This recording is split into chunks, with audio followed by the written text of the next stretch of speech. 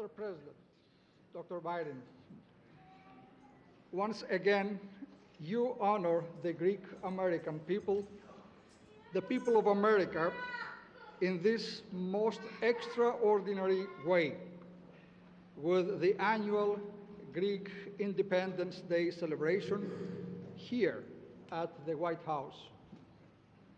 As ever, we are humbled by the prestige of this celebration.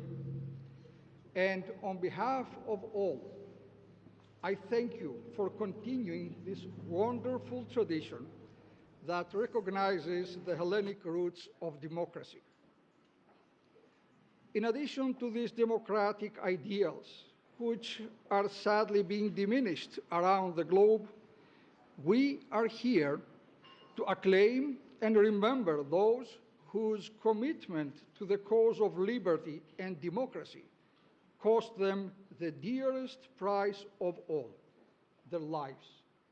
And these people are the immortal heroes of 1821, who, like those of 1776, and those of every generation who have been willing to lay so costly a sacrifice upon the altar of freedom. We say eternal memory. We say αιωνία η μνήμη to all our brave warriors for peace and justice. Mr. President, you have been long time a close and trusted friend of the Greek American family, and we consider you to be one of our very own, even from those very early years in Wilmington. That's right. But you are so much more than our beloved friend. As president of our great country, you have led the world in championing freedom and the sovereignty of nations. You continue to be the leading advocate for the cause of our Ukrainian brothers and sisters.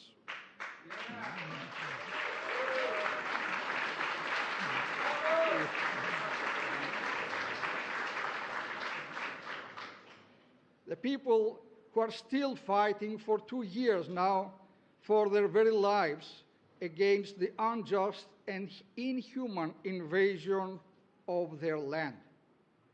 You continue to stand with Ukraine, and for your unbreakable and unshakable support, we are very grateful indeed. I'm grateful to you. Also, as sons and daughters of the Mother Church of Constantinople, our ecumenical patriarchate, whose longest-serving leader in history, His All Holiness, Ecumenical Patriarch Bartholomew, your friend.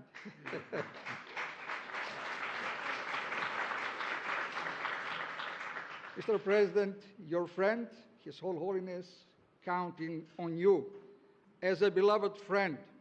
And we thank you for your unwavering support of the purely spiritual mission of our Ecumenical Patriarchate. Mr. President, we thank you for your commitment to Greece and to Cyprus, and for a just and peaceful solution to this island nation that has been scarred by the violent invasion and forced division for half a century this year, and for a solution that will abide by the international law and a rules-based international order.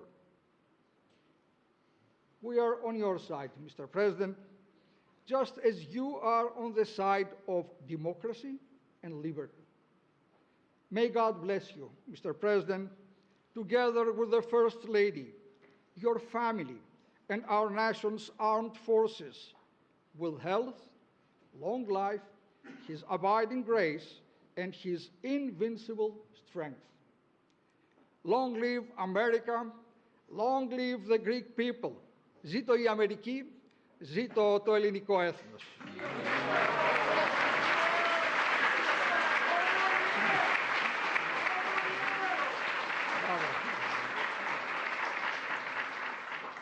Now it is my incredible honor and privilege to present to all of you the President of the United States of America, Joseph R. Biden.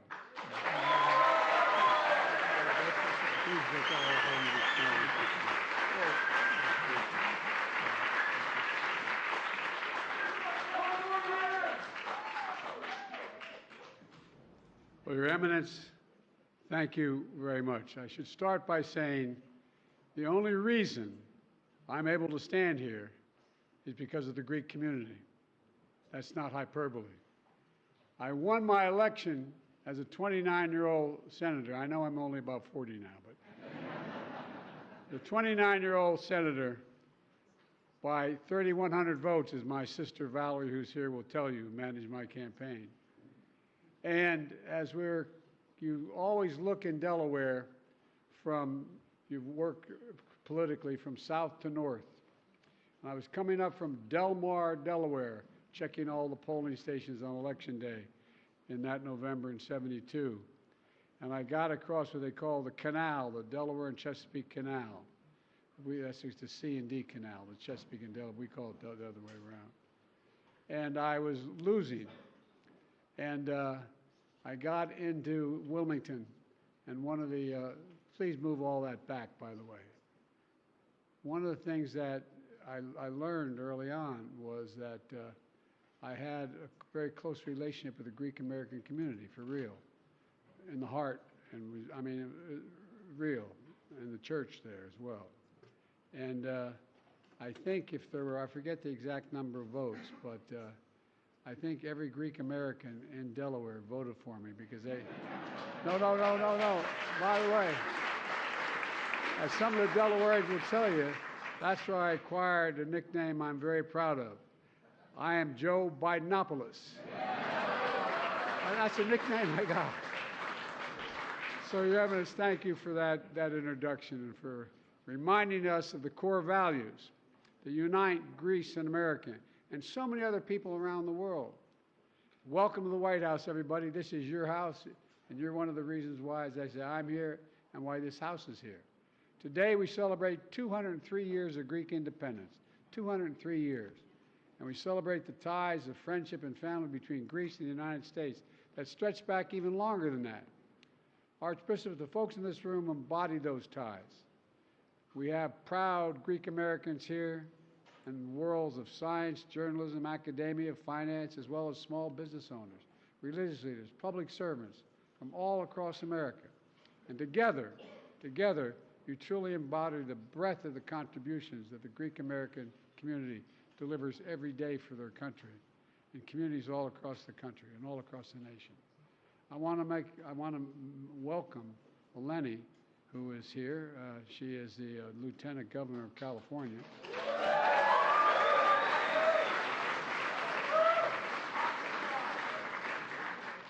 But before that, she was an ambassador in the Obama-Biden administration. And she took, anybody who could take care of Hungary in those days can handle anything.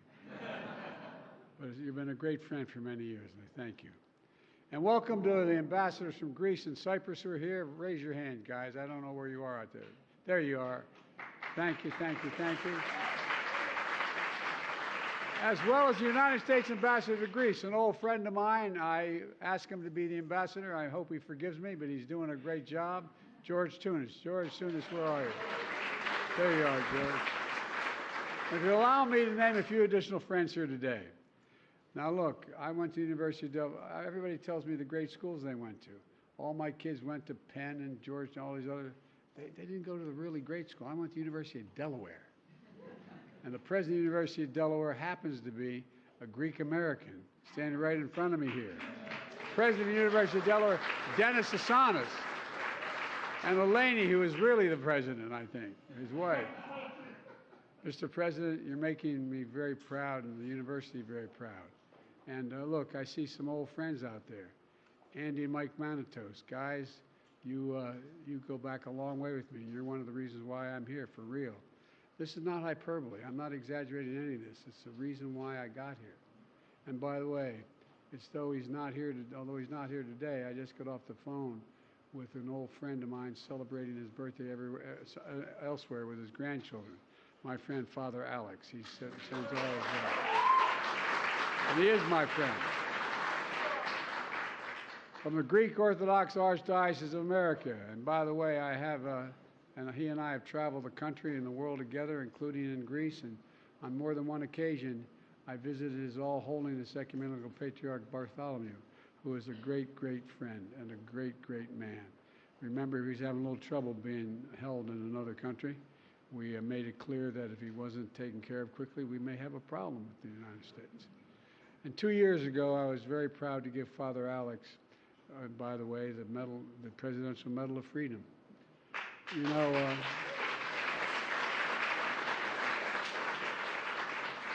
my friend, to be very blunt about it, my sister and I all year look forward to this reception. And some of you know, the fact is that we're in a situation where I have found lifelong friends in this audience, mentors in this country. I found inspiration in the Greek Orthodox Archdiocese of America, which has been a clarion voice for social justice for decades. You know, I'm an Irish American. I know that shocks you all. But I felt a deep kinship with the Greek American community.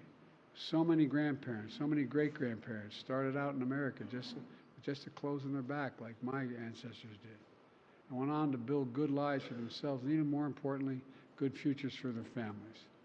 And so many of the values I grew up with, the values my Greek American friends grew up with as well, like treating everyone with dignity. My dad used to say, you know, Joey, a job's about a lot more than a paycheck. It's about your dignity. It's about respect. It's about being able to look your kid in the eye and say, honey, it's going to be okay. Like treating everyone with dignity, no matter who they are. Working hard, dreaming big, never forgetting where you come from, and always holding on to the pride in your family, your community, your heritage, and above all, pride in the great country we share together.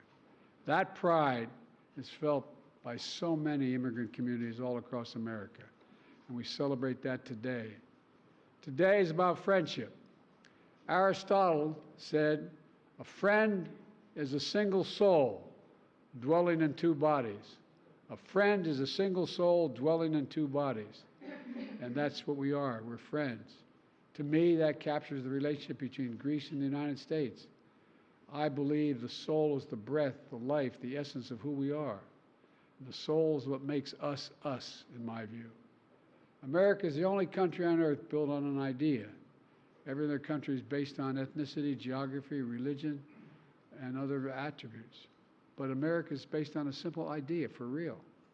We're not based on geography, we're based on an idea. We hold these truths to be self-evident, that all men and women are created equal, endowed by their Creator with certain inalienable rights, etc. You know, that we're all entitled to be treated with decency, dignity, respect throughout our lives. And democracy must always be defended because it's the vehicle that allows it all to happen, makes all this possible. And you all know where that idea came from, democracy, where it was born. In Greece, a millennia ago, where some of the greatest thinkers in world history conceived the notion of we the people. That's where it came from, we the people. Demos and democracy can and should control our own destiny. In my view, it's the precious gift that Greece has given the world.